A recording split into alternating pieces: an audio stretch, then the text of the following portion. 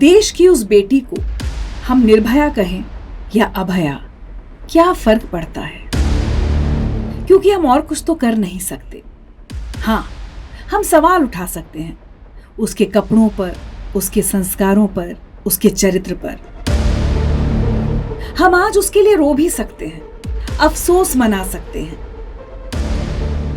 उसके लिए मोमबत्ती भी जला लेंगे, लेकिन क्या उसको जिंदा कर पाएंगे? वो जो बच्ची आसमान में उड़ना चाहती थी, अपने सपने पूरे करना चाहती थी, वो जो जीना चाहती थी, उसको तो मार डाला गया। कुछ गिद्धों ने उसके शरीर को नोच डाला, खत्म कर दिया एक बेगुनाह बेटी का जीवन। लेकिन बात सिर्फ निर्भया या अभया की नहीं, रेप की शिकार बस यही दो तो नहीं। हर गली मोहल्ले, सड़कों, स्कूलों, कॉलेजों, दफ्तरों, अस्पतालों में हर दिन देश की बेटियों पर हो रहे हैं बलात्कार, ली जा रही है उनकी जान। ना कोई सुनवाई है, ना इंसाफ, बस कुछ दिन का शोर है, फिर सन्नाटा, और उसी सन्नाटे से निकलती एक और बेटी की चीख। कानून ने कहा है बलात्कार की शिकार बेटी का नाम मत लो, उसका चेहरा मत दिखाओ। सही तो कहा है। कहां से लाएंगे हम हजारों बदले हुए नाम? कहां कहां चिपकाएंगे हजारों चेहरों के पोस्टर? देश की दीवारों पर जगह कम पड़ जाएगी, लेकिन क्या हमारे पाप कम हो पाएंगे? अपराधी सिर्फ वो बलात्कारी नहीं, अपराधी हम सब हैं। हमारी सोच है, हमारा नजरिया है।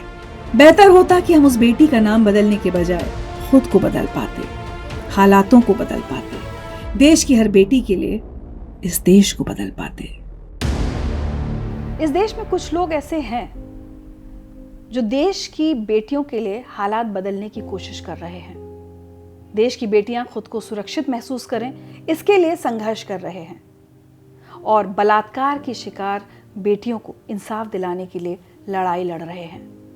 उन्हीं लोगों में से एक हैं आज की मेरी मेहमान योगिता भयाना जी, जो कि फाउंडर हैं संस्था परी की, people against rapes in India.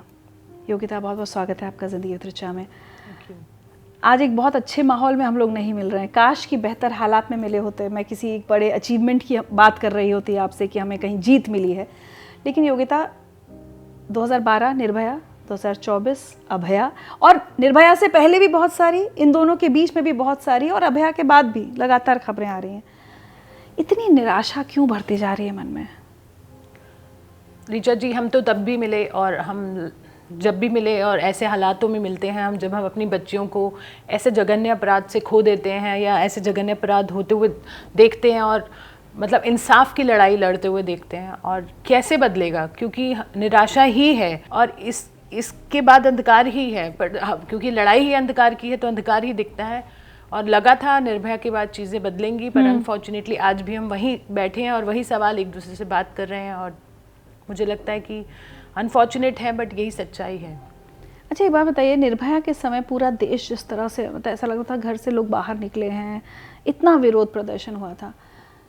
कभी कभी ये डर भी लगता है, और मुझे अपने लिए भी लगता है, ऐसा नहीं दूसरों के लिए, क्या हमें आदत पड़ती जा रही है इन खबरों की? अभी भी विरोध प्रदर्शन हो रहे हैं, लेकिन वैसे नहीं जैसे उस समय हुए थे। डर लगता है कभी कभी कि are we becoming used to what is happening? बिल्कुल, यही सबसे बड़ा भय है कि हमारी इम्यूनिटी बहुत बढ़ गई है इन सब चीज़ों को लेके। क्योंकि पहले हम सुनते थे और हम उत्तेजित होते थे, और देखिए निर्भया पे पूरा देश उमड़ा था सड़कों पर, और आज भी उमड़ा है, पर वो जोश आप नहीं देख पा रहे होंगे। वो इतना देखिए हाईलाइट हुआ है, मीडिया ने उठाया है, चर्चाएँ हो रही हैं, बट कहीं ना कहीं it has just become one of the cases. यही डर था योगिता कि ये कोलकाता में जो हुआ वो सिर्फ एक डॉक्टरों की लड़ाई बनकर ना सीमित हो जाए, बट ऐसा लग रहा है कि यही हुआ है क्या? जी, अनफॉर्चुनेटली ऋचा जी यही हुआ है। और मैं अभी फ़िलहाल मैं काफ़ी ज़्यादा प्रोटेस्ट पे भी गई डॉक्टर्स के साथ, तो मुझे एक भी नॉन मेडिकल इंसान नहीं दिखा वहाँ पर, और ये सिर्फ डॉक्टर्स की लड़ाई बन गई। और जब उनसे भी बात की तो वो अपने अधिकारों को लेके, जो कि बिल्कुल उनकी चिंता जायज़ है, उनकी सिक्योरिटी को लेके वो चिंतित थे, डॉक्टर्स की सुरक्षा के लिए वो चिंतित थे, बट कहीं ना कहीं वो फैक्टर जो महिला सुरक्षा की हम ओवरऑल बात करें वो मिसिंग था उन प्रोटेस्ट में, और वो बिल्कुल उनकी जायज़ डिमांड लेके बैठे, पर ये डॉक्टर्स का ही प्रोटेस्ट बन के रह गया। अनफॉर्चुनेटली एक महिला की सुरक्षा डाइल्यूट हो गई है कहीं ना कहीं। जो ये एट्रॉसिटी है वो अपने आप में इतनी बड़ी है, वो किसी के साथ भी हो। यहाँ तो हमारे पास केसेस जहाँ छोटे छोटे बच्चों के साथ ऐसे जघन्य अपराध हो रहे हैं, तो it is a matter of safety.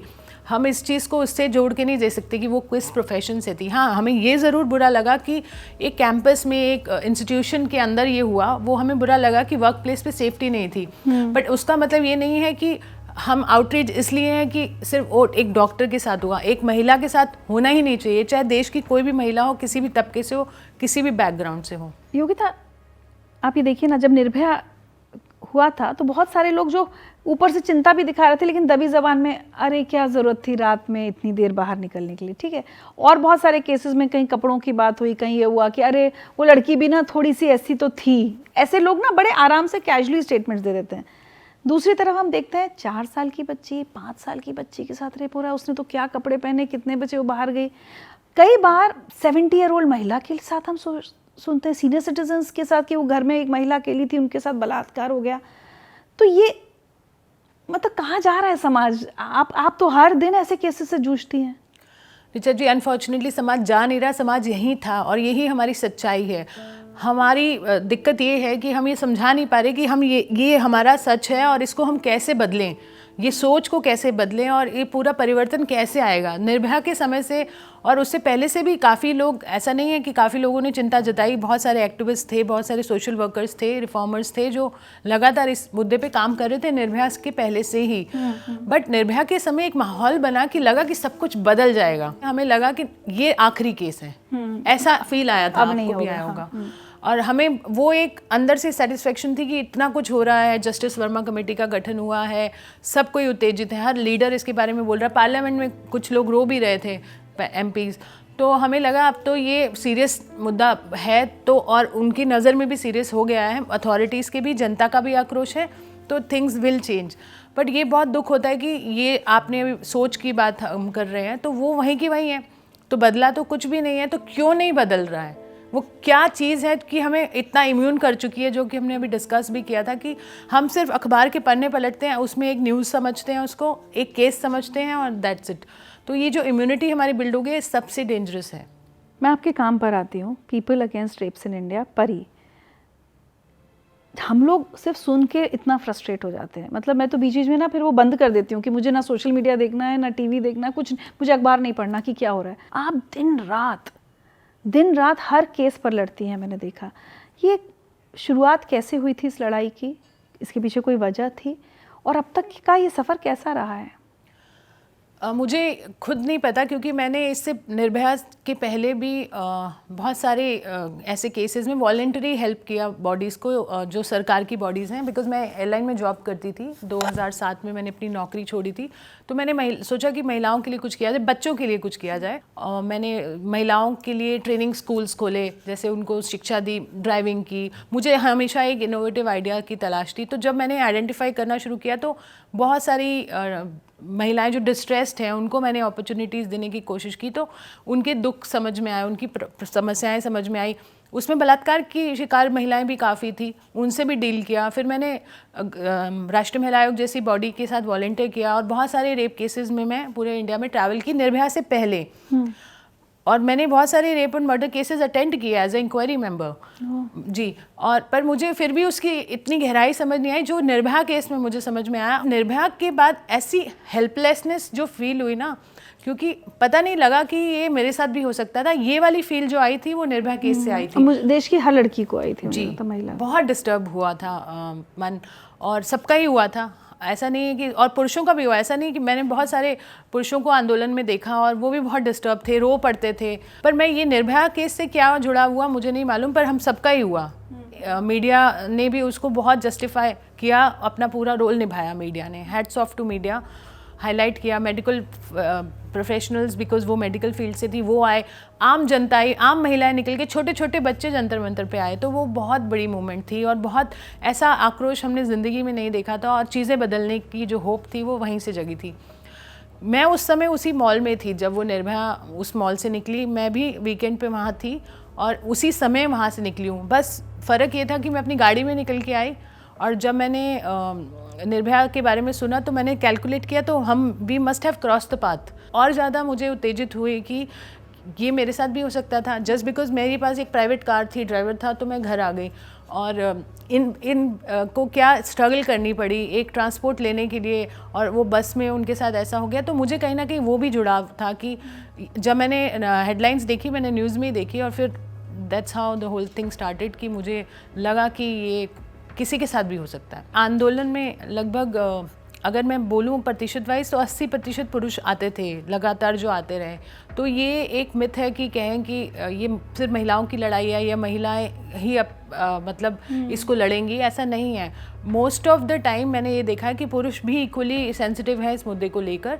तो फिर वो कौन है जो रेप कर रहे हैं, वो कहाँ से आ रहे हैं? मुझे ये सवाल बार बार कचोटता है कि अगर मेरे पास 100 में से 80 वॉलंटियर पुरुष हैं या बॉयज़ हैं या मेन हैं, तो वो जो कर रहे हैं अपराधी हैं, वो कहाँ हैं, कौन है सीरियसली?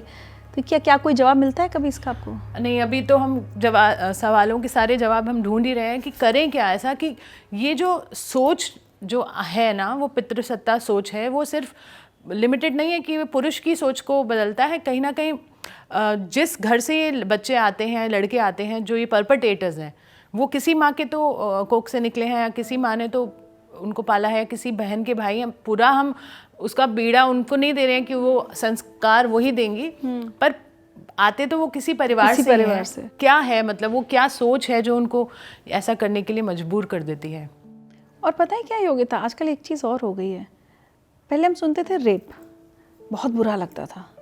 अब जिस तरह से जिस विभत्स तरीके से उन लड़कियों को मार डाला जा रहा है, चाहे निर्भया हुई है, तो मुझे कभी कभी ये डर लगता है कि सोसाइटी को कहीं रेप एक हल्का क्राइम ना लगने लगे, क्योंकि ये इतना ख़राब आ गया है कि ऐसा लग रहा है कि अरे कोई रेप विक्टिम जिंदा तो है, यहाँ तो मार दिया।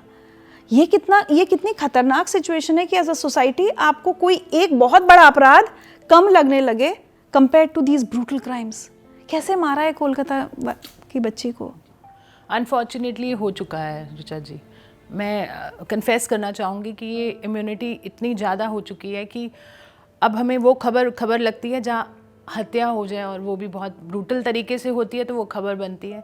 बलात्कार एक आम खबर बन चुकी है और एक आम मसला बन इस पर तो कोई लड़ता भी नहीं, ना कोई मीडिया खबर उठाता है किसी। बहुत ही अनफॉर्चुनेट हुआ ये, बट ये हो चुका है हमारी सोसाइटी में। बलात्कार एक शब्द बन के रह गया अनफॉर्चुनेटली। क्या डेटा है आपके पास इस समय? देखिए, अगर एनसीआरबी की बात की जाए तो हम बार बार कोट करते हैं, हर 16 मिनट में एक रेप होता है। वो रिपोर्ट होता है, आप ये समझिए। हर महिला लड़की नहीं आती पुलिस थाने कंप्लेन। हम इसको आंकड़ों में बयान कर ही नहीं सकते। अब आप क्या सीमा तय करेंगे कि पेनिट्रेशन हो गया, क्या वो रेप को मानेंगे? क्या आप उसको नहीं मानेंगे जिसने बुरी तरह से छुआ, स्टॉकिंग, घूरना? अब ये सारी चीज़ें तो हम काउंट ही नहीं कर रहे हैं, तो बहुत माइल्ड हो गई। और 4 दीवारी की बात कैसे करें? क्योंकि 80 से 90% केसेस तो जो हो रहे हैं वो 4 दीवारी के अंदर इंसेस्ट है, या आप बोल सकते हैं ये बच्चियों के साथ जो शोषण हो रहा है वो घर की 4 दीवारी में अपने ही घर के लोग कर रहे हैं। वो कहाँ बाहर आएंगे? उनको कैसे आप नंबर्स और आंकड़ों में बांटेंगे? तो मैं इन आंकड़ों में नहीं जाती हूँ ज़्यादा, क्योंकि आई डोंट बिलीव। मैंने एक RTI डाली थी सारे सरकारी हॉस्पिटल्स में। बहुत सारी सर्जरीज हमारे सरकारी हॉस्पिटल्स में बच्चों की, छोटे बच्चों की होती हैं, प्राइवेट पार्ट्स की, क्योंकि after they rapes they have to be operated, जो रेप की कैटेगरी में नहीं डाली जाती। मैंने RTI डाली कितनी सर्जरीज हुई सरकारी हॉस्पिटल में, वो आंकड़ा और FIR registered in the hospital, क्योंकि वो है, वो मैच ही नहीं किया कहीं। एक दिन में अस्पताल चुपचाप कर देते हैं जी उसको, क्योंकि माँ बाप नहीं बताते हैं। वो बताते ही नहीं कि बलात्कार से हुआ या खेलते हुआ चोट लग गई। मुझे डॉक्टर ने खुद सामने से बताया कि आप मैम इस पर कुछ कीजिए, मैं तो सरकार में हूँ, मैं कुछ नहीं कर सकता। ये मुझे खुद इसने झकझोर के रख दिया। जब मैंने ये खुद ये समझा ये फैक्ट को मैंने, तो मुझे भी लगा कि ये तो क्या हम अंधकार में जी रहे हैं। ये तो मतलब सच में हम कितनी दूसरी दुनिया में जीते हैं, बबल में जी रहे हैं अगर मैं बोलूँ तो। और हमारे छोटे छोटे बच्चे सेफ नहीं हैं और बलात्कार हो जाते हैं। एक नॉर्मल मतलब माँ बाप क्या करते हैं, वो मजदूरी करते हैं। ज़्यादातर अंडर प्रिविलेज बच्चे जो हैं वो इस चीज़ का शिकार होते हैं, क्योंकि और इसमें करने वाला ज़्यादातर अपने घर का आदमी होता है। मोस्टली नोन होते हैं, नोन या गली का कोई होता है, या नोन होता है, रिश्तेदार होता है, क्योंकि बच्चे को कॉन्फिडेंस में लेना आसान होता है। तो ये बहुत बड़ा मसला है और मैं चाहती हूँ कि इस पर अटेंशन आए। ऐसे ऐसी जगह पे मैं गई हूँ, मैं आपको बता नहीं सकती, इतनी दयनीय हालात हैं कि वो बच्चों को ही नहीं पता कि कब माँ बाप आएंगे, कब जाएंगे। और वो इतने वनरेबल हैं कि उनको कोई भी उठा के ले जाता है। तो ये स्थिति है। और जब माँ बाप घर लौटते होंगे उनके लिए ठीक है, ये बहुत बड़ा शौक है, बट वो उनके पास समय नहीं है कि अगले दिन काम पे जाना है। अगर काम नहीं किया, दिहाड़ी नहीं मिलेगी, फिर वो दूसरे बच्चों को नहीं खिलाएंगे। तो उनको फिर डिस्करेज किया जाता है कि रिपोर्ट मत करो, हॉस्पिटल में जाके इलाज करा लो। कितनी बार हमने इनकरेज करके रिपोर्ट करा भी दी, हम तक अगर आ गया तो। और ये बात आपको एक डॉक्टर ने बताई, सरकारी अस्पताल के डॉक्टर ने? जी रेचा जी, मुझे एक डॉक्टर थे जिनसे मुझे जान पहचान हुई, क्योंकि मैं एम्स हॉस्पिटल में बहुत विजिट करती थी। मैं हॉस्पिटल का नाम भी बता देती हूँ। और मैं एक बलात्कार पीड़िता को मिलने के लिए लगातार जा रही थी। तो वहाँ से मुझे गलती से मैं वो रूम नहीं ढूंढ पाई उसका, तो मैं दूसरे रूम में चली गई। तो वहाँ एक बच्ची अनअटेंडेड पड़ी थी, इतनी प्यारी बच्ची थी, और शी स्माइल्ड एट मी। तो मैंने ऐसे ही पूछा क्या कोई सर्जरी हुआ है या क्या हुआ। तो नर्स ने मुझे बताया कि इसका बलात्कार हुआ है। 4 साल की बच्ची थी। तो उसका चेहरा मैं भूल नहीं सकती हूँ अभी भी। तो मैं तो दूसरी बच्ची को मिलने गई थी जो रिकवर कर रही थी, गांधीनगर की गुड़िया, अगर आपको याद होगा। फिर मैंने कहा इसकी माँ बाप कहाँ हैं? तो उन्होंने बोला तो वो तो नहीं आए जब से एडमिट किया है, 2 दिन हो गए। तो मैंने कहा ऐसे कैसे नहीं आई, ये अकेली है? तो कह रहे हाँ अकेली। तो मुझे बहुत ज़्यादा अंदर से मेरा मतलब दिल दुख गया ये बात सुन के कि इसके पास कोई नहीं है। तो मैं रुकी, मैंने कहा कब आएंगे? तो वो बोला शायद माँ आएगी अभी थोड़ी देर में, वो काम पे जाती है फिर आती हैं। तो माँ आई, मैंने इंतज़ार किया। तो मैंने उनसे पूछा क्या हुआ, उन्होंने बताया कि किसी ने बलात्कार किया और अभी सर्जरी हो गई है, शी इज़ रिकवरिंग।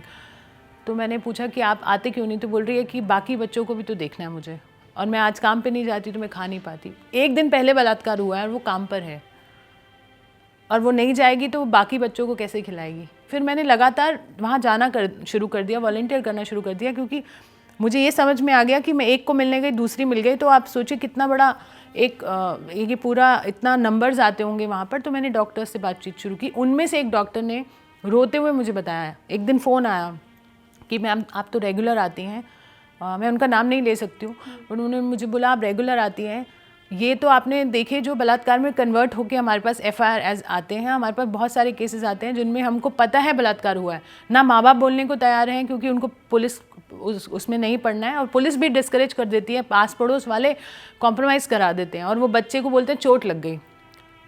अब वो चोट लग गई तो प्राइवेट पार्ट से खून तो नहीं आ सकता, बट वो 90% केसेस में वो यही है, और सर्जरीज़ होती हैं। तो फिर मैंने RTI लगाई सारे हॉस्पिटल्स में, और सर्जरीज़ के नंबर्स मैच किए FIR में, बहुत बड़ा गैप था। तो आप ये सोचिए कितनी बड़ी समस्या है, और ये ज़्यादातर अनअटेंडेड बच्चे हैं जो माँ बाप घर पे छोड़ के चले जाते हैं। तो योगिता, बहुत सारी ऐसी बच्चियाँ हैं जो ऐसे में मर जाती होंगी, पता नहीं चलता होगा। जी बिल्कुल, नेचुरल डेथ करके उनको, या फिर कवर अप करके, क्योंकि हर कोई दबाने छुपाने में लगा हुआ है। छुपाना हल नहीं है, आपको निकाल के देखना पड़ेगा, सफाई करनी पड़ेगी, वो गंदगी आ कहाँ से रही है उसको अटेंड करना पड़ेगा। तो अनफॉर्चुनेटली निर्भया से अब तक हमने सिर्फ सफाई नहीं की है, सिर्फ गंदगी को छुपाया है। हमें ये टाइम आ चुका है कि हमें समझना ये कितनी बड़ी प्रॉब्लम है। ये आप सोचिए, हमारे बच्चे सेफ नहीं हैं, हम महिलाएं तो अपनी टेस्टिमनी देती हैं या आके बयान दे दें। मैरिटल रेप्स कितने होते हैं? बट कम से कम वहाँ अकाउंटेबिलिटी फिक्स हो सकती है कि किसने किया है। फिर केसेस लंबे चलते हैं, उनकी स्ट्रगल है, मैं उस चीज़ को डिनाई नहीं करी। बच्चे तो बोल भी नहीं पाते किसने किया, और वही इंसान जाके फिर दूसरी बच्ची का बलात्कार करता है। और लड़कों का भी इक्वली हमारे पास केसेस आते हैं। तो मतलब हमारे देश के ना बच्चे सुरक्षित हैं, ना महिलाएं सुरक्षित हैं। अगर अब निर्भया के पहले की तो क्या ही बात करें, निर्भया के बाद की बात करते हैं, उतना फ्रस्ट्रेशन आपको और कौन से केस में हुआ? मुझे ओवरऑल फ्रस्ट्रेशन तो यही है कि कुछ क्यों नहीं बदल रहा। मैं तो रोकथाम के लिए फ्रस्ट्रेटेड रहती हूँ। केसेस में तो हमें फ्रस्ट्रेशन होता ही है, हर केस में आप देखेंगे कहीं ना कहीं इतनी मतलब दुख होता है और इतना फ्रस्ट्रेशन होता है कि लगता है कि अब यही करते रहे तो ज़िंदगी निकल जाएगी, पर केसेस तो रुकेंगे नहीं। अभी लास्ट वीक हमारे दिल्ली के गाज़ियाबाद से सटे हुए मेरठ से 2 साल की बच्ची का, आप फ़ोटो और वीडियो देख के तो आप घबरा ही जाएं, आप देख ही नहीं सकते क्या बुरा हाल किया उन दरिंदों ने, और आज तक अरेस्ट नहीं हुआ। अभी तक 1 महीना हो गया। बच्ची वो तो मार दिया उसको ऑन स्पॉट, और नहीं पकड़े गए। हमने फॉलोअप किया पुलिस से, तो वो पहले उन्होंने बोला कि क्योंकि कावड़ का सीज़न है, हम बिज़ी हैं प्रबंध में, तो हम जल्दी उसको गिरफ्तार करेंगे। फिर थोड़ा समय दिया, अब 1 महीने से ऊपर हो चुका है, और आज भी वो गिरफ्तार नहीं हुआ। और पता है कल्प्रिट कौन है? ऑलमोस्ट पता है, क्योंकि किसी से फादर का झगड़ा हुआ था एक रात पहले और उसने थ्रेट किया था, तो बहुत ओपन एंड शट केस है कि उसी ने किया होगा। उसको बुलाया इन्होंने, फिर छोड़ दिया, बोला कि अभी जब थोड़ा कावड़ सीजन ख़त्म होगा फिर प्रॉपर इंटेरोगेशन करेंगे। उनके पिताजी ने हमें रीच आउट किया, तो वो साइट पे भी आज तक एविडेंस कलेक्शन करने पुलिस नहीं गई है। हमने दोबारा अभी बच्ची का पोस्टमार्टम कराया, अभी दोबारा फिर से, क्योंकि हमने बॉडी को बरी किया करवाया था, तो फिर से निकलवा के पोस्टमार्टम अभी 3 दिन पहले हुआ है। तो बहुत ज़्यादा ऐसे फ्रस्ट्रेशन होती है। वो छोटी सी बच्ची का शरीर देख के तो आप सोचिए क्या, कौन ही रह सकता है। राजस्थान में एक 3 महीने पुरानी बात है, और एक मूक बधिर बच्ची जो कि बोल नहीं सकती, सुन नहीं सकती, उनका बलात्कार होता है और उनको जला दिया जाता है। 10 दिन तक वो बच्ची हॉस्पिटल में तड़पती है और उसकी फिर जान जाती है। तो तब भी अभी तक उसका बयान नहीं हुआ। 10 दिन वो जिंदा थी, तड़प रही थी, साइन लैंग्वेज से बता सकती थी कि किसने किया। उसने बताया साइन लैंग्वेज से, पर मजिस्ट्रेट ने बयान नहीं लिया। उसने वो स्पेशल एजुकेटर्स को बयान दिया, उन्होंने 2-3 आइडेंटिफाई किया, आज तक अरेस्ट नहीं हुआ है। पर वो चली गई और 3 महीने होने को आए हैं। माँ बाप ने प्रोटेस्ट किया जयपुर में, मैंने उन्हें ज्वाइन किया। बहुत ही गरीब लोग हैं, मतलब 2 गायें हैं उनके पास, ऐसे गुजारा करते हैं वो। उनको प्रोटेस्ट पे, वो गांव कहीं दूर था, जयपुर पे प्रोटेस्ट के लिए बुलाया कि आइए हम आवाज़ उठाते हैं कि उसको अरेस्ट किया जाए। अरेस्ट तो दूर की बात है, उन्होंने माँ बाप को गिरफ्तार कर लिया प्रोटेस्ट साइट से, और आज वो जेल में है। 1.5 महीना हो गया हमें जूझते हुए उनको, आज तक जेल में रखा हुआ है। प्रोटेस्ट करने के लिए बच्ची चली गई, और 2 छोटे बच्चे हैं। वो माँ बाप मामा सबको अरेस्ट कर लिया, जो प्रोटेस्ट पे थे सबको अरेस्ट कर लिया। ये सब हमारे नाक के नीचे हो रहा है और हमारे देश में हो रहा है, और हम क्या ही बड़ी बड़ी बातें करें। मतलब मैं तो ये सब देख के तो फ्रस्ट्रेट, ऋचा जी, होना जायज़ है। उत्तराखंड की निर्भया हमारी मतलब बच्ची थी जो गुड़गांव से कॉल सेंटर में जॉब करके लौट रही थी। ये निर्भया अगर 2012 दिसंबर की बात, तो ये 2012 फरवरी की बात है, और ये गुड़गांव में नौकरी करके लौट रही थी, अपनी पहली सैलरी लेके लौट रही थी। और जैसे ही वो घर के सामने थोड़ा आइसोलेटेड पैच था, अपनी दोस्तों के साथ थी, उन्हें गाड़ी में ड्रैग करके गाड़ी में ज़बरदस्ती लिया गया। लाल रंग की इंडिका में वो उन्होंने ड्रैग किया, उसको बलात्कार किया, बहुत बुरी तरह से उसको प्रताड़ित किया, और रेवाड़ी में जाकर कहीं उसको फेंक दिया। और जब उसकी फ्रेंड्स ने खुद आके बताया कि इस तरह से उसको खींच के, तो एफआईआर नहीं कर रही थी पुलिस, पहले तो ढूंढ ही नहीं रही थी, उन्होंने बहुत टाइम वेस्ट किया। नेक्स्ट डे जब बहुत प्रेशर बिल्ड हुआ, बहुत कम्युनिटी आ गए, प्रोटेस्ट करने लगे, तो आरोपी पहले गिरफ्तार हुए इंडिका कार की उस पहचान से। आरोपियों ने फिर पूछताछ की गई उनसे, तो उन्होंने बताया कि हमने उसको, वहाँ पर एक गांव है रेवाड़ी में, वहाँ पर हमने खेतों में उसको ऐसे ऐसे करके हमने फेंक दिया। तो वहाँ से उनको लेके जाया गया आरोपियों को, पिता भी गए इनके बच्ची के। वहाँ फील्ड में देखा बच्ची की लाश पड़ी है, लेके कौन गया? आरोपी। और आज वो आरोपी एक्विटल पे आ गए सुप्रीम कोर्ट से। हालांकि सेशन कोर्ट ने उन्हें फांसी दी, 3 आरोपी, हाई कोर्ट ने फांसी दी, सुप्रीम कोर्ट ने फांसी को माफ़ कर दिया। माफ़ मतलब एक्विटल कर दिया कि आपने किया ही नहीं। क्यों? क्योंकि जब वो गाड़ी, जिस गाड़ी में वो बलात्कार हुआ, उसको सील करना पुलिस भूल गई, तो सर्कमस्टेंशियल एविडेंस की कमी के कारण। और जो फोरेंसिक का हमने जांच किया, फोरेंसिक का जो जांच का जो सैंपल था, वो पुलिस स्टेशन में पुलिस की गलती से 48 घंटे पड़ा रहा। तो गलती यहाँ पर किसी की भी रही हो, बट सफ़र उसकी परिवार ने किया कि उनको एक्विटल आरोपियों को मिल गया, न्याय नहीं मिल पाया इस बच्ची को। लेकिन पुलिस भूल गई या पुलिस ने जानबूझ के करना नहीं चाहा, ये भी तो नहीं जानते हम। देखिए, इसमें बहुत सारे चीज़ें हैं जो अगर हम बात करें कि पुलिस ऐसा क्यों करती है, या पुलिस के पास रिसोर्सेज नहीं है, इंटेंशंस, ये बहुत एक लंबा विषय है और ज़रूरी बात करनी पड़ेगी, क्योंकि आज ये समय आ गया है कि हम कहते हैं न्याय मिल जाए, न्याय मिल जाए। न्याय अपने आप नहीं मिलता है। निर्भया को भी 9 साल लग गए, और वो पूरा का पूरा क्रेडिट मैं पब्लिक और निर्भया की माँ को दूंगी। तो उसके बाद 9 साल लग गए। हाँ मुझे तो जी। लगता है कि इतने हल्ले का क्या फायदा। पब्लिक प्रेशर के बाद भी 9 साल लग गए और कितना स्ट्रगल आशा जी ने किया, निर्भया की माता जी ने किया, और लोगों की सपोर्ट रही, मैं भी उनके साथ रही, बहुत से हमारे जैसे बहुत एक्टिविस्ट सोशल वर्कर्स का सपोर्ट रहा, मीडिया का सपोर्ट रहा, पब्लिक प्रेशर रहा। उसके बाद भी लास्ट मोमेंट तक पता नहीं था फांसी होगी नहीं होगी, आधी रात को कोर्ट खुल रहे हैं, हम भाग रहे हैं, इधर जा रहे हैं उधर जा रहे हैं, ये पिटीशन लग रही है वो पिटीशन लग रही है। तो आप सोचिए कितना न्याय लेना अपने आप में कितना और मुश्किल है। जुवेनाइल को छोड़ दिया जाता है। आज वो कहाँ है, कोई हम में से कोई उसका चेहरा नहीं जी, पहचानता। किसी के घर में नौकरी कर रहा है, वो डोमेस्टिक हेल्प, वो हमने ट्रैक किया है, बट हम क्या ही बोलें। और उनको नहीं पता जिनके यहाँ नौकरी कर रहा है कि वो किसी के यहाँ डोमेस्टिक हेल्प है, और वो नॉर्थ इंडिया में है। ऐसे जिन बलात्कारियों को, जिन अपराधियों को कोर्ट छोड़ देती है, क्या उन जजेस को ये ख्याल आता है कि ये अपराधी फिर हमारे आसपास कहीं भी हो सकते हैं? ऋचा जी, हमारी कोई भी और बेटी उनका शिकार हो सकती है। वो आरोपी उसी दिन छूट गए थे, और आते ही 1 हफ्ते के अंदर अंदर उन्होंने एक ऑटो वाले को रॉब किया और मर्डर कर दिया। तो उनमें से एक वापस गया जेल में, बाकी 2 अभी भी बाहर हैं और हमारे बीच में हैं। Once a rapist always a rapist, ये मेरा खुद का मानना है। बहुत सारे रेपिस्ट जिनके ऊपर आरोप तय हो भी चुके हैं, तब भी वो पैरोल पे बाहर हैं। वो तो कैंपेन कर लेते हैं आके डिफरेंट पॉलिटिकल पार्टीज़ का या लीडरशिप का। तो कितना अनफॉर्चुनेट है, मतलब आप एक तरफ से रेप को कह रहे हो जघन्य अपराध है, दूसरी तरफ आके कोई पैरोल पे बाहर है, कोई बेल पे बाहर है, कोई एक्विटल ले रहा है। सर्कमस्टेंशियल एविडेंस की कमी अगर है तो आप री इन्वेस्टिगेशन पे जाइए। अगर लोअर कोर्ट ने फांसी दी हमारी उत्तराखंड की निर्भया के लिए, हाई कोर्ट ने फांसी दी, वो जजेस तो, वो भी तो जजेस हैं, वो भी तो पढ़ के जजेस बने हैं, उन्होंने भी तो कुछ देख के ही फांसी दी। उन्होंने कोई पब्लिक प्रेशर नहीं था उस केस में। इट वॉज नॉट आउटरीच, वो तो निर्भया से पहले का केस है। सुप्रीम कोर्ट में मुझे समझ ही नहीं आया हुआ क्या। एक्विटल, सीधा एक्विटल, लाइफ इम्प्रिजमेंट में कन्वर्ट होता तो हमें समझ में आता। और देखिए निकलते ही उन्होंने जब ये किया, फिर हमने अपील लगाई कि देखिए उसने आते ही हत्या कर दी है, इसका मतलब वो उसी प्रवृत्ति का है, तो बाकी 2 पे रीट्रायल शुरू किया जाए। वो हमारी पिटीशन रिजेक्ट कर दी गई। और अब वेट करेंगे जब तक कोई दूसरा अपराध नहीं होगा।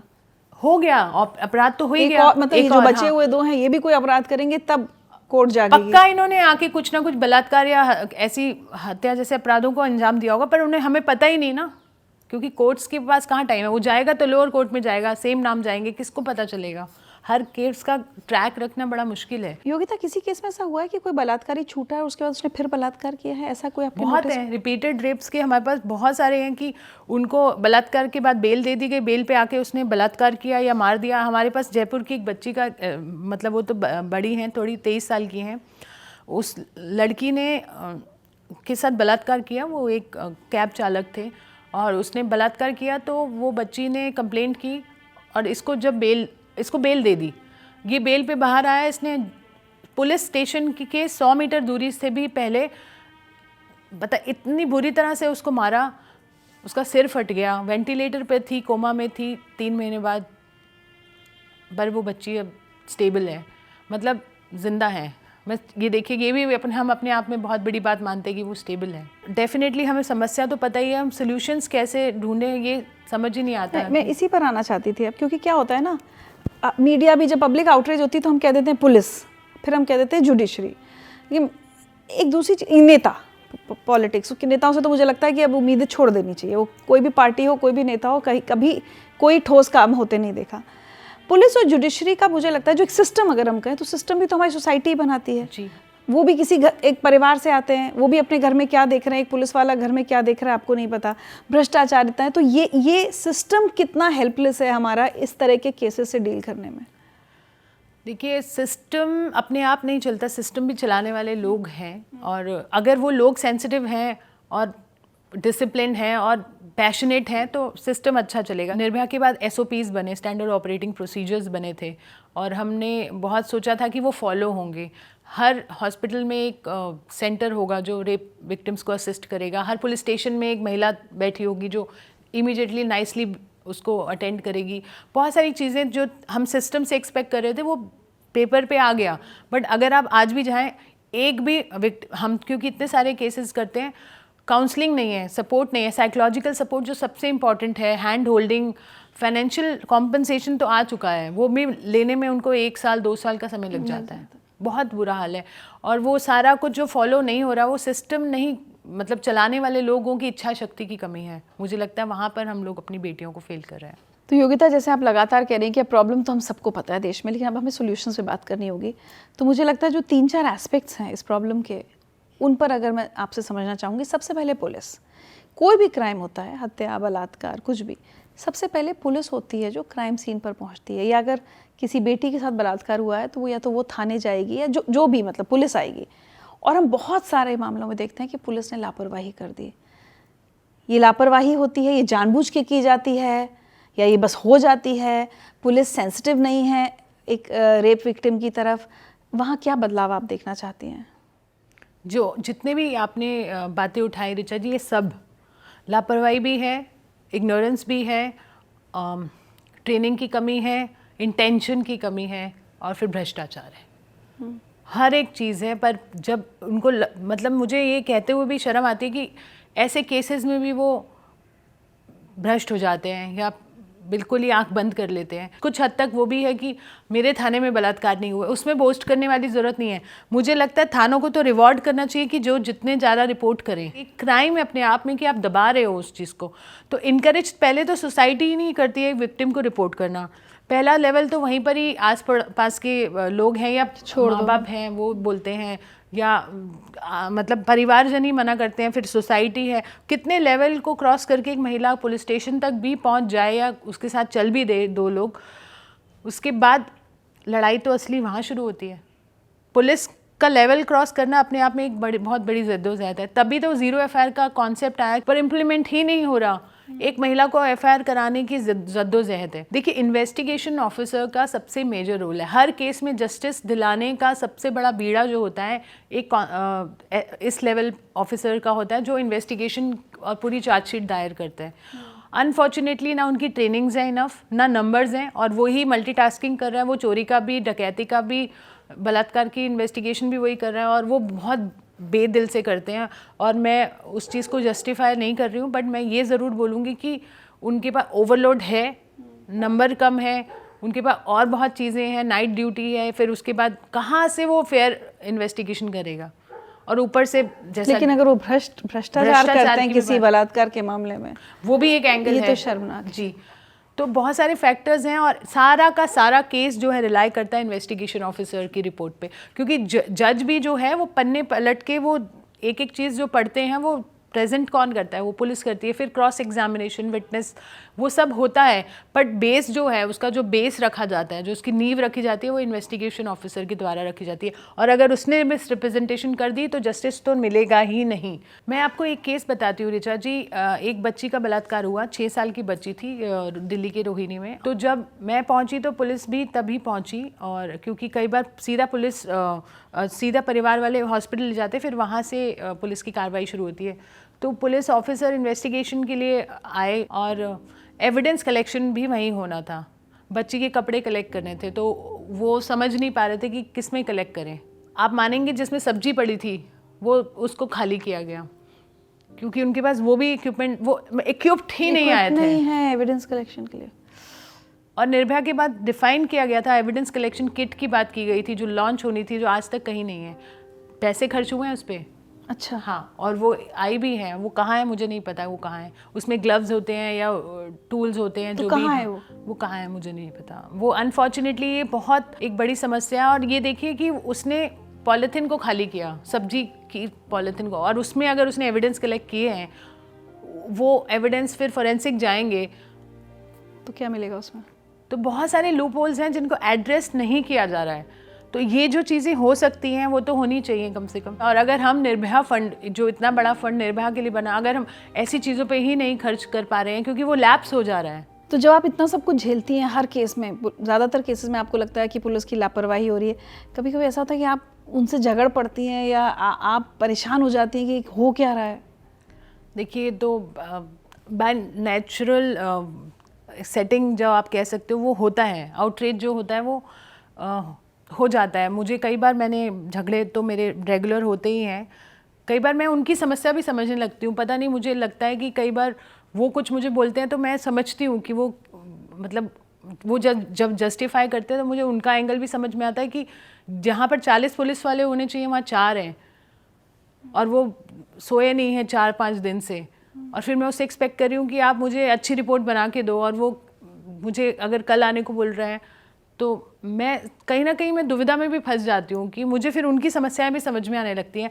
फिर ओवरऑल सिस्टम रिफॉर्म्स की हम बात करने लगते हैं या सोचने लगते हैं तो फ्रस्ट्रेशन तो होता है at one given point of time, but अब मैं उस लेवल पे सोचने लगती हूँ कि उनको क्या सुविधाएं मिलें कि वो हमें जस्टिस की तरफ लेके जाएं। प्रैक्टिकली वो भी उनकी प्रॉब्लम्स भी समझना ज़रूरी है, अदर देन इंटेंशन वाला अगर हम इंटेंशन और भ्रष्टाचार, ये इंटेंशन भी भ्रष्टाचार से ही मोटिवेटेड है, वो एंगल अगर छोड़ दें और वो जेन्युइन जो बाकी सारी चीज़ें उनकी इश्यूज हैं वो हैं, तो वो वहाँ पे मुझे लगता है, नहीं तो बहुत फ्रस्ट्रेशन होती है। बहुत बार झगड़े हुए हैं हमारे, और कई बार बहुत अच्छे पुलिस वाले भी हमें मिले हैं जिन्होंने इमीडिएट एक्शन किया और बहुत एपैथी के साथ उन्होंने केसेस को अटेंड भी किया, बट बहुत रेयर। बट कई बार ये भी दिख रहा होता है कि आपको समझ में आता है कि सामने वाला पैसा खा चुका है पुलिस वाला और सारा केस घुमाया जा रहा है। बिल्कुल। एक बच्ची का यहाँ पर 23 साल की लड़की थी, वो बहुत ही एक मतलब सिंपल घर की, उनके पिता नहीं थे, बिहार से थी, और यहाँ पर उनके पिता की डेथ हुई तो माँ के साथ यहाँ पर नौकरी करके अपने बाकी बहन भाइयों का पालन पोषण कर रही थी। स्कूल में टीचर थी। ये भी रोहिणी के आगे का केस है। और वो बहुत ही प्यारी सी बच्ची थी, और उनको नौकरी का झांसा दिया गया कि करोल बाग में या कनॉट प्लेस में एक ऑफिस में आपको नौकरी मिलेगी, आपकी सैलरी 40,000 हो जाएगी। ये बहुत बड़ा नेक्सस चल रहा है। और उसने मना किया कि नहीं, मैं ठीक हूँ, मैं स्कूल में टीचर हूँ, मेरे लिए ठीक है। तो उसको फिर बार बार ल्योर किया गया, वो ट्रैप में आ गई। और डे 1 पे जब वो यहाँ पर रिपोर्ट के लिए बोला गया, करोल बाग में उसको बुलाया गया, पहले एक सीपी में किसी ऑफिस में भेजा गया। It was human trafficking nexus, Connaught place के एक ऑफिस में वहाँ पर भेजा गया। और जब उन्होंने मना किया, उनको मतलब फोर्स किया गया सेक्सुअल फेवर्स के लिए, उसी दिन डे 1 पर उसने जब मना किया, वो अपने दूसरे ऑफिस गई जहाँ से उनको भेजा गया था, करोल बाग में। वो भी वहाँ पर उनको किडनैप कर लिया गया, उनको रेप किया गया और हत्या कर दी गई सीधा। उसको 2nd फ्लोर से फेंक दिया, उसकी सारी हड्डियां टूट गई। और जब मैं क्राइम सीन पर पहुंची, क्योंकि मुझे जब पता चला, मैं खुद वहां पहुंची, तब तक वो हॉस्पिटल में दम तोड़ चुकी थी अपना। तब भी वो क्राइम सीन को सील नहीं किया गया, और सीधा आरोपियों को, क्योंकि वो बहुत बड़ा नेक्सस चला रहे थे नौकरी का झांसा देके सेक्स ट्रेड में डालने का। तो जब हमने एसएचओ से पूछा तो उन्होंने, हमको दिख रहा था कि वो केस को बॉस्ट अप कर रहा है, पूरा सामने से दिख रहा है, ना सील किया, ना अरेस्ट किया, ना कुछ किया, उन्होंने सुसाइड करवा दे दिया। एक बच्ची जो पहले दिन नौकरी पे गई, वो शाम को सुसाइड कर लेगी। उन्होंने पूरा केस को उस तरफ लेके जाने की कोशिश की, पूरा। सोचो फैमिली का क्या हुआ। विडो माँ, आप देखिए कितना बुरा हाल उनका हुआ। और आज भी हम लड़ रहे हैं उस बच्ची की केस के लिए, बट पता नहीं न्याय क्या ही मिलेगा जब एविडेंस ही कलेक्ट नहीं हुए। अब मैं खुद जाके एविडेंस कलेक्ट नहीं कर सकती थी, उसको सील तक नहीं किया गया उस घर को। कोई भी मतलब आ जा रहा है, सीसीटीवी कैमरास थे, क्लियर कट इंडिकेशन थी, वो आज तक कलेक्ट ही नहीं किए गए। तो अब बताइए, अब सिस्टम से कितना लड़ लेंगे। जब हमने प्रोटेस्ट किया पुलिस स्टेशन के बाहर, हमें बिल्कुल मैनिपुलेट कर दिया गया। सोचिए, मैं तो दिन रात इस पे काम करती हूँ, मुझे बैठे बैठे उन्होंने ब्रेन वॉश कर दिया कि नहीं मैम, केस ट्रैक पे है, उसने सुसाइड किया। वो तो बाद में धीरे धीरे हमें सब फैक्ट्स, जब मैंने जाके लोगों से बात की, उन्होंने कहा चिल्लाने की आवाज़ आ रही थी सुबह, शाम को वो आई। ये हमारी पर्सनल इन्वेस्टिगेशन में आ गया और ये पुलिस ने उसको सुसाइड का रूप दे दिया सामने। तो आप सोच सकते हैं कि कितनी मैनिपुलेशंस हैं, हम जैसों को वो चला देते हैं। आप सोचिए। अगले एस्पेक्ट पर आते हैं, जुडिशरी। जी भाई, जैसा आपने कहा कि जजेस तो वो देखेंगे जो एक आईओ ने रिपोर्ट लिख दी है, और अगर पुलिस उस केस को ख़राब करना चाहती है तो ख़राब कर सकती है, अगर ठीक करना चाहेगी, सॉल्व करना चाहेगी तो हो जाएगा। लेकिन मुझे एक और तकलीफ़ है कि हम पुलिस पर, नेताओं पर, सब पर सवाल उठा सकते हैं, हम जुडिशरी के फैसलों पर सवाल नहीं उठा सकते। Do you feel helpless there? Judiciary में क्या होना चाहिए? सबसे ज़्यादा हेल्पलेस मुझे आती ही वही है जब जुडिशल लेवल से हमें निराशा मिलती है, या बेल मिल जाती है, या क्विटल मिल जाता है। और एक्विटल तो हमारे एक केस में हुआ, बाकी में सज़ा कम कर दी जाती है या गुड बिहेवियर के बेस पे, जैसा 20 साल की सज़ा को 10 कर दिया, 15, बहुत सारे केसेस में ऐसा भी हुआ है। तो बहुत निराशा होती है कि इस वाले अपराध पर, जघन्य अपराध है ये, और उसको उसी तरह से देखा जाना चाहिए कि बलात्कारी को कोई माफ़ी नहीं होनी चाहिए, मुझे लगता है। अच्छा, आप ये देखिए 3 अलग अलग जजेस हैं, वो तीनों के फैसले अलग अलग क्यों होते हैं? क्योंकि उनकी इंटरप्रिटेशन है खुद की। तो एक ह्यूमन इंटरप्रिटेशन की वजह से एक विक्टिम को जस्टिस मिलता है और एक को नहीं मिलता है। भ्रष्टाचार वहाँ पे देखिए इन केसेस में तो अभी तक मैं कुछ नहीं कह पाऊँगी, बट मैनिपुलेशन बहुत है। क्योंकि मैंने ये उत्तराखंड की निर्भया के केस में देखा, बहुत पॉलिटिक्स थी, क्योंकि मैंने बाद में बहुत इस पे जांच की कि ये क्यों हुआ। एविडेंस कलेक्शन तो वो एक रीट्रायल पे जा सकता था, या फिर हाई कोर्ट ने जब फांसी दे दी तो इन्होंने क्यों एविडेंस पे इतना फोकस किया। ये पूरी पॉलिटिक्स हुई है, इस केस में पॉलिटिक्स हुई है, भ्रष्टाचार का बचाया है 3 लोगों को, जो बाहर आके, जिनमें से एक ने किसी का मर्डर किया। अभी जुडिशरी और पुलिस शायद इंतजार कर रही है कि बाकी 2 भी किसी का मर्डर कर दें, किसी की जान चली जाए या किसी का बलात्कार हो जाए, उसके बाद वो उनको जेल हो चुका होगा बलात्कार। तो जिस तरह के वो लोग थे, जो एटीट्यूड था, उसमें से 2 सगे भाई थे, वो जिस तरह से बोस्ट कर रहे थे कि हमने ऐसे किया, उसके साथ वैसे किया, उन्होंने अपनी टेस्टिमनी में, जो कि एडमिसिबल नहीं है कोर्ट में, उन्होंने बहुत बोस्ट करके बताया कि हमने उसके, जब वो चिल्ला रही थी और हमें गालियाँ दे रही थी, तो हमने यहाँ पर उसकी ब्रांडिंग कर दी कि तुम, मतलब they wrote that she is a slut here on her chest. उनमें मारने के बाद भी उतनी उत्तेजना थी कि उस बच्ची को पाले से, गरम पाले से उन्होंने ब्रांडिंग कर दी। इतने गंदे वो, मतलब दरिंदे थे वो, और वो सोचिए हमारे बीच में हैं। मैं ये सोच के मेरे को कुछ होता है कि वो एक बार भी उनके मन में थॉट नहीं आई जजेस के, जिसने गरम गरम पानी से मारने के बाद लिख दिया। तो जज को नहीं पता ये बात? पता है, उनको पता है, सब कुछ पता है। तो क्या कह के छोड़ा उनको? उनको बोला कि of course benefit of doubt, circumstantial evidence की कमी है, और सर्दी के दिन थे, बच्ची की बॉडी डेरिएट नहीं हुई, क्योंकि फरवरी थी, कितनी ठंड थी। अगर आप एक किसी शरीर को आप फ्रीज कर देते हैं तो वो शरीर नहीं सड़ता। तो जज ने, मैं थी उस हियरिंग पे, तो उन्होंने देखा ये तो बॉडी बहुत फ्रेश और सुंदर लग रही है। ये जज ने बोला? जी, सुप्रीम कोर्ट। और उन्होंने बोला ये लग नहीं रहा कि इनके साथ ऐसा कुछ अभी हुआ है, ये मतलब 2 दिन पहले हुआ है, ये तो बहुत फ्रेश और सुंदर लग रही हैं। ये फ़ोटो देख के बोला लड़की की।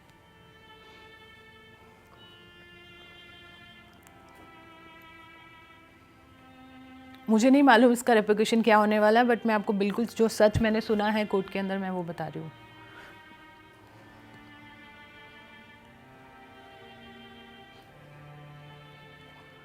और कोर्ट के अंदर जो वकील भी बहुत तरह की, जो बलात्कार की शिकार बच्ची बच भी जाती है, महिला, जिस तरह से विक्टिम शेमिंग कोर्ट में होती है, हमने तो सिर्फ सुना है, मतलब मैंने कभी देखा नहीं है।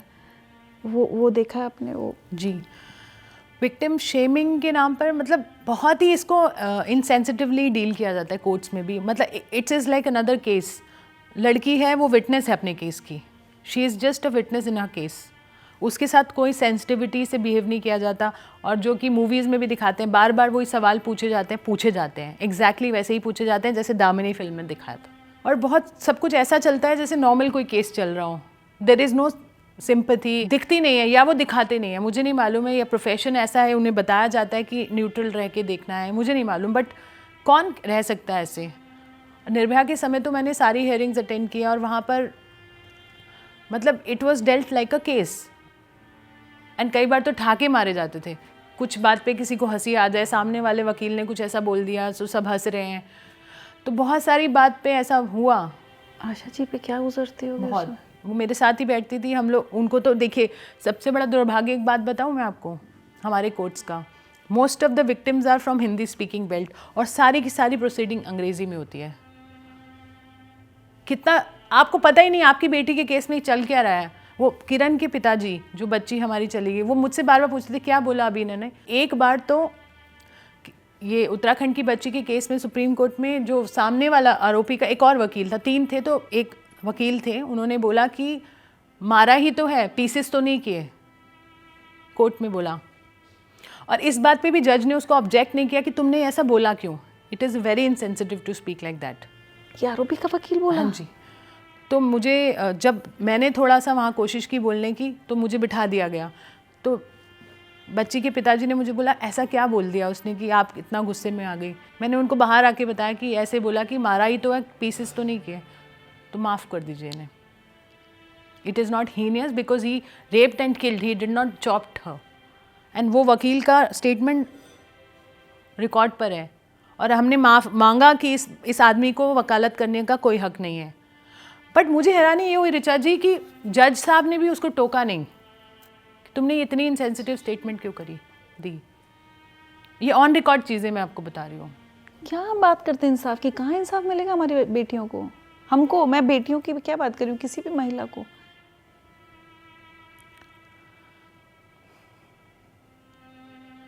बोलने नहीं दिया गया। सबसे बड़ी बात, लास्ट में जब जजमेंट वाला दिन था, एक मौका तो पिता को देना चाहिए कि वो इंसाफ चाहता है। हमने कोशिश की उनको बोलने की, जज साहब को, कि इनको 1 मिनट अपनी बात रखने दी जाए। उन्होंने बोला इट विल डाइवर्ट बिकॉज इनका कोई रोल नहीं है इसमें, ये स्टेट वर्सेस केस है, he has no role to play, he can't speak. हमने उनको पुश किया कि आप आगे जाके अपनी बात रखिए, तो उन्होंने बोला मेरे को मेरी बेटी के लिए इंसाफ चाहिए, तो उनको बोला गया आप बैठ जाइए। जिसकी बच्ची इतनी तड़प के इतने दुख से चली गई, they can't even speak in the court.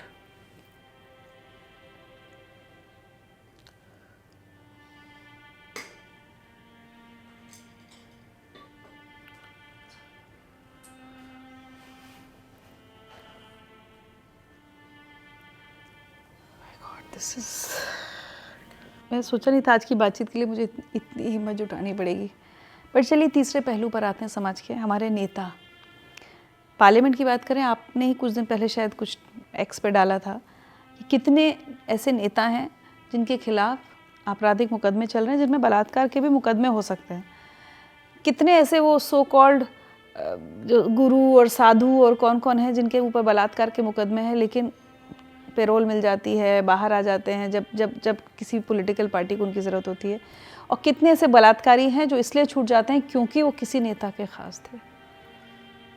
देखिए, पॉलिटिकल इन्फ्लुएंस तो बहुत है, और आप मानिए 157 के लगभग जो मैंने एक्स पे डाला था, विधायक और पार्लियामेंटेरियन मिलाकर बलात्कार के आरोपी हमारे साथ नेता के रूप में हम सर्व कर रहे हैं, या जो भी कह लीजिए।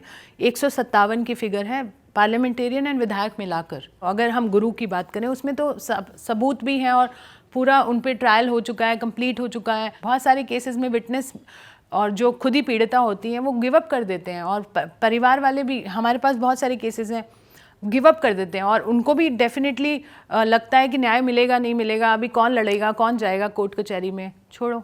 खेल चल रहा है, राजनीति चल रही है, तू मैं बलात्कार पीड़िताओं को लेके ये तुम्हारे राज्य की है, वो हमारे राज्य की है, बस यही सब खेलते हैं वो लोग। और सच में किसी को कुछ पड़ी नहीं है कि कुछ कर लिया जाए। आपने एक भी नेता ऐसा देखा है जिसने सामने से आके बोला इस पे कुछ होना चाहिए, चलो मिलके सब कुछ करते हैं कि बलात्कार ना हो?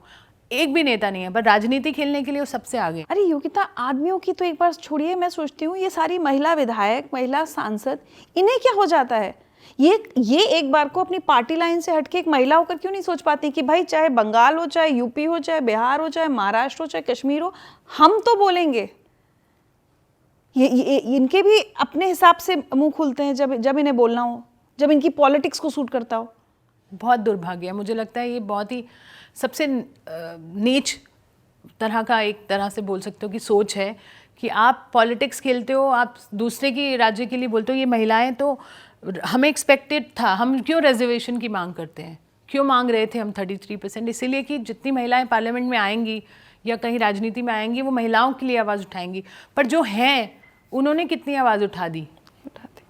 एक महिला का बलात्कार हुआ, कहीं भी हुआ, हिंदुस्तान की बेटी के साथ हुआ, कहीं तो हुआ, क्यों नहीं आवाज़ उठाते वो? क्यों नहीं उन्हें पीड़ा होती? क्यों नहीं वो बोलती हैं? हमने इनको लिखा कि आप एक सेशन कीजिए, डेडिकेटेड सेशन महिला सुरक्षा पर। ये अभी नीड ऑफ द आवर है और आपको महिला सुरक्षा पे ही चर्चा करनी है, कोई सॉल्यूशंस, और उसमें हम 10 पॉइंट एजेंडा भी इनको दे रहे हैं। मुझे किसी का रिप्लाई नहीं आया अभी तक ऋचा जी, चाहे वो पुरुष सांसद हो, चाहे वो महिला सांसद हो, चाहे किसी वो पार्टी, कोई रिप्लाई नहीं करते हैं। और अभी देखिए ना, आप कोलकाता वाले मुद्दे पर भी मुझे लगता है कि अब जनता को इसमें जागना चाहिए कि जब ऐसी कोई घटना होती है, एक बलात्कार होता है, ऐसा जघन्य अपराध जैसा कलकत्ता में हुआ, या योगिता इतने सारे केसेस बता रही हैं, कितनी महिला सांसदों ने, कितने सांसदों ने, कितने विधायकों ने इस पर आवाज़ उठाई। आपने जिसको वोट दिया था, क्या उसने आवाज़ उठाई, या वो एक रेपिस्ट के साथ खड़े हैं? मुझे लगता है कि ये, क्योंकि ये मुद्दा नहीं है ना, महिला सुरक्षा किसी चुनाव का मुद्दा नहीं होता। जातियां, ऊंची जाति, नीची जाति, धर्म, ये वो सारे मुद्दे बन सकते हैं। वोट बैंक, हम वोट बैंक नहीं है। मुझे उम्मीद थी, देखिए जो सत्ता में है डेफिनेटली हम सत्ता से सवाल पूछते हैं, जो ऑपोजिशन में है, टॉप लीडर्स हैं जो हर चीज़ पे आवाज़ उठाते हैं, मैं राहुल गांधी की बात कर रही हूँ, उनको पक्का आवाज़ उठानी चाहिए थी। और अगर आप कहते हैं कि आप चिंतित हैं तो चिंता दिखाइए। इस तरह की सेंसिटिविटी हमें चाहिए हमारे सांसदों में, चाहे वो कोई भी हो, किसी भी पार्टी से हो। तो मुझे लगता है ये अब हमारी जिम्मेदारी बनती है, वोटर की जिम्मेदारी बनती है कि अपने विधायक और अपने सांसद पर नज़र रखें। सिर्फ इसलिए नहीं कि वो आपकी जाति का है या वो आपके धर्म या आपके मज़हब का है। आप ये देखें कि जब महिलाओं के खिलाफ कुछ हो रहा है, जब आरजी कार जैसा या निर्भया, अभया या ऐसा कोई भी जघन्य अपराध हो रहा है, तो आपका चुना हुआ प्रतिनिधि क्या कर रहा है, क्या वो बोल रहा है या नहीं बोल रहा।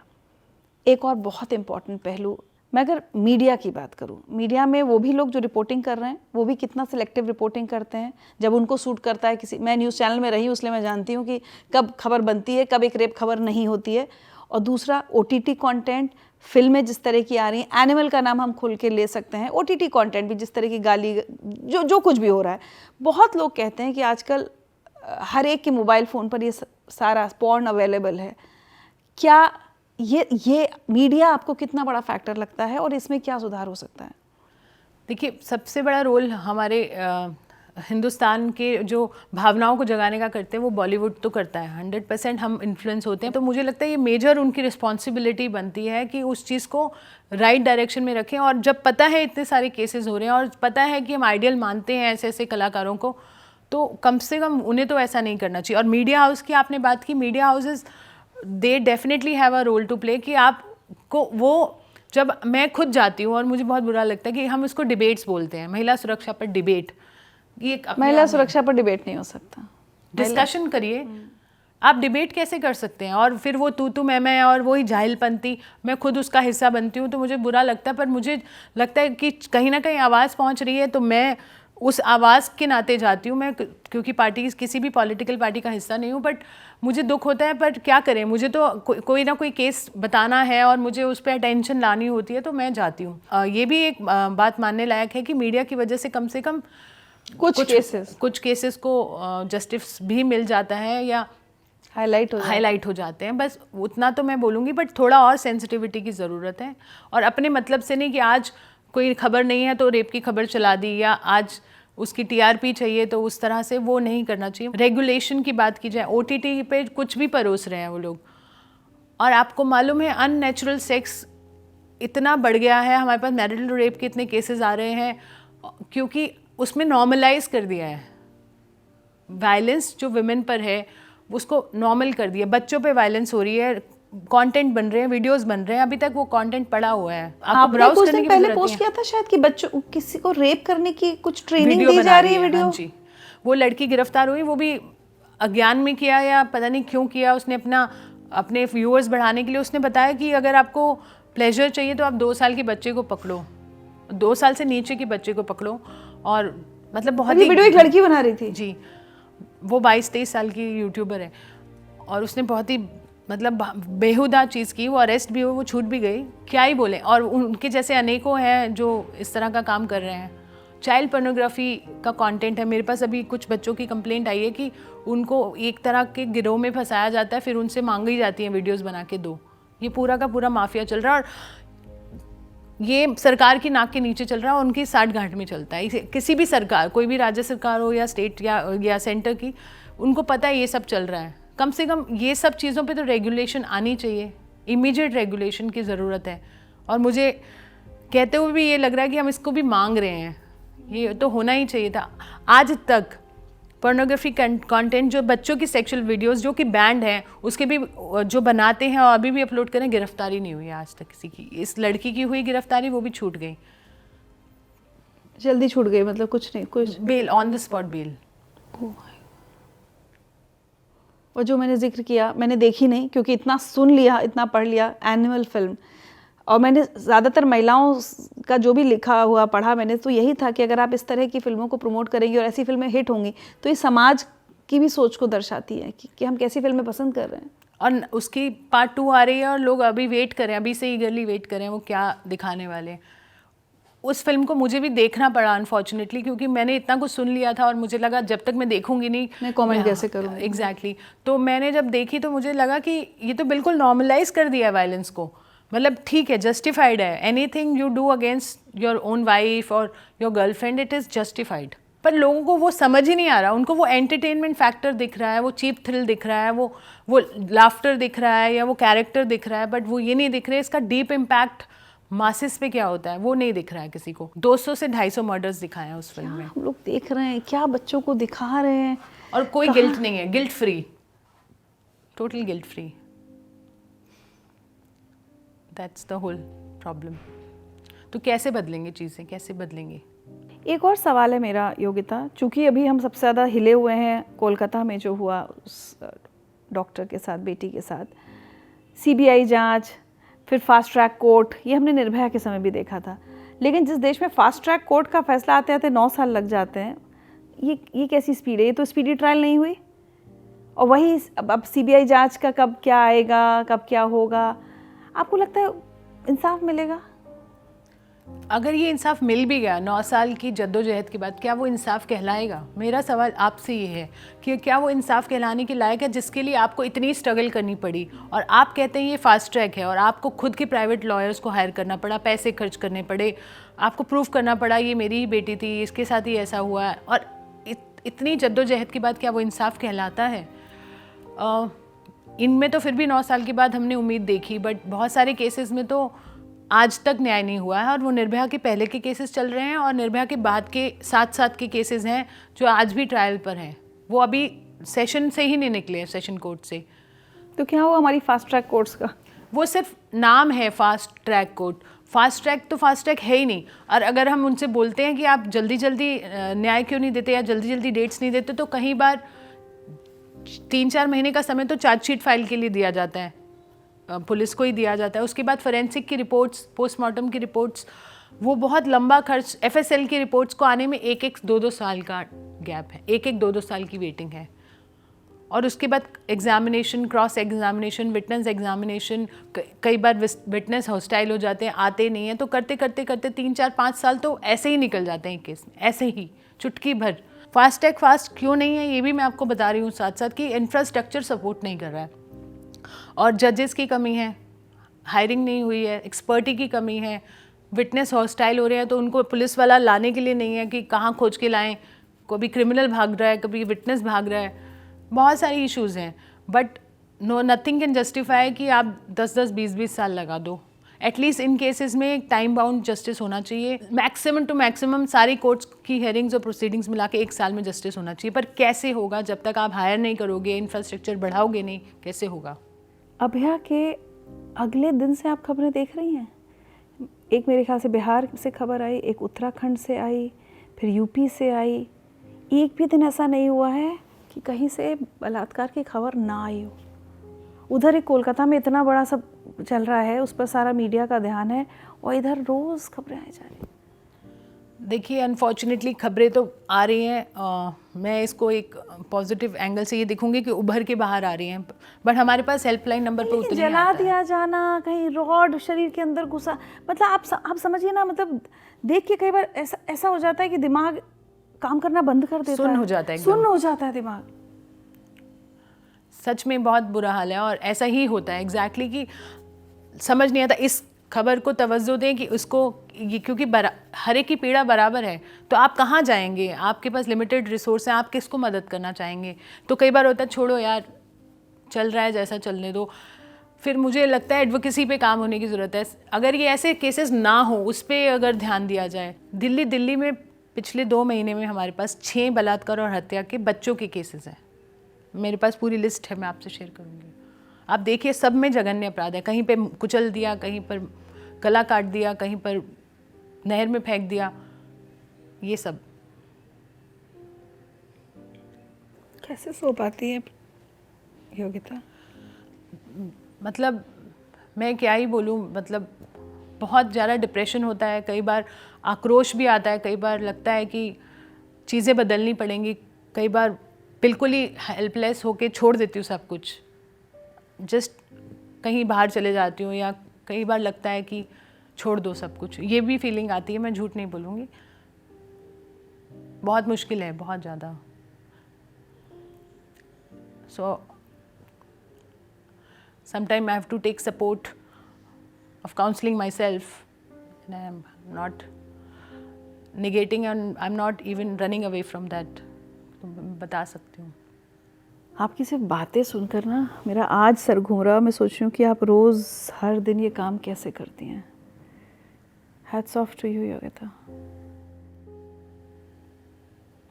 मतलब कोई चॉइस नहीं है, मेरे को लगता है कि, और करना पड़ेगा किसी को तो उनको सपोर्ट, मतलब हम कर ही क्या रहे हैं, हम सिर्फ उनके साथ खड़े हैं उनकी लड़ाई में, एक तसल्ली उनको देते हैं। बट मुझे समझ नहीं आता, ये शक्ति कहीं से ना कहीं से आती है, बट मैं टूटती बहुत बार हूँ। ऐसा नहीं है कि इट्स ईजी, और some time it is like कि पता नहीं मुझ में क्या होता है कि मैं बिल्कुल उसको केस की तरह अटेंड करके आ जाती हूँ। कई बार ऐसा भी हुआ है। आप इतनी लंबी लड़ाई लड़ रही हैं, किस दिन आपको लगेगा कि हाँ आज आप जीती हैं या इस देश की महिलाएं जीती हैं? क्या हो जाएगा ऐसा? जिस दिन एक भी बलात्कार ना हो, खबर की बात नहीं कर रही हूँ, खबरें तो बहुत कम केस बनते हैं, जिस दिन सच में हमारी देश की बेटियों के साथ बलात्कार ना हो, जिस दिन ऐसा माहौल हो, आप सुरक्षित बाहर जाएं और आपको कोई घूर के ना देखे, जहाँ पर आपको स्टॉकिंग ना हो, आपको छेड़ा ना जाए, मुझे लगता है वो दिन होगा। और ऐसा मुझे बताया जाता है ऐसा दिन नहीं आएगा। मुझे बहुत लोग नेगेटिवली हम लोग को बोलते हैं कि नहीं हो सकता पॉसिबल, बट कोई काम तो हो, साथ में सब जुड़े तो सही, कुछ करें तो सही, सोच तो बदलें। स्पेशली हर तरफ से एक शासन, प्रशासन और जनता सब मिलकर एक मूवमेंट की तरह इसको लेंगे, और मुझे लगता है तब चीज़ें बदलेंगी। जब सोच बदलेगी सब कुछ बदलेगा, और वो दिन आएगा तब लगेगा कि हाँ कुछ हुआ है। आप हमारे व्यूअर्स से कुछ कहना चाहती हैं? मुझे लगता है हम सबको ये लड़ाई लड़नी चाहिए, ये ज़रूरी है, क्योंकि हमारे सबके घर में बच्चे बच्चियां महिलाएं हैं, और अगर ये कहें कि ये किसी और के साथ हुआ है, हमारे साथ नहीं होगा, हमारी बच्चों के साथ नहीं होगा, ये एक बहुत बड़ा मिथ है। आप इसको क्लियर कीजिए। आप सोचिए कि आपको इसका हिस्सा बनना पड़ेगा। सोच बदलने में अपने घर से शुरुआत करनी पड़ेगी, अपने बेटों से शुरुआत करनी पड़ेगी। बेटी को मत कुछ कहिए, बेटी को एक ही बात कहिए कि बोलो, कुछ भी हो जाए बोलो, बताओ, रिपोर्ट करो, और बेटों को जज करो कि भाई वो कहाँ जा रहे हैं, कहाँ से आ रहे हैं, और उनकी मानसिकता क्या है। और अगर उनकी मानसिकता ऐसी है कि अगर उन्हें लगता है कि महिलाएं अगर ऑब्जेक्ट हैं, या वो महिलाओं के प्रति क्या सोच रखते हैं, उस पर वर्क करने की बहुत ज़रूरत है। बहुत बहुत शुक्रिया योगिता हमसे बात करने के लिए। थैंक यू रिचा जी। और वाकई आपकी हिम्मत को और आपकी जो कोशिशें हैं उन सबको सलाम। थैंक यू रिचा जी। हम सब मिलके ही बदल पाएंगे, और आप बहुत सेंसिटिव हैं इस मुद्दे को लेके, वो मुझे दिखता है। और ट्रूली एक जैसे दिल से इंटरव्यू आपने किया, और क्योंकि आप खुद इस मुद्दे को लेके बहुत इमोशनल हैं, मुझे पता है। Thank you. Thank you.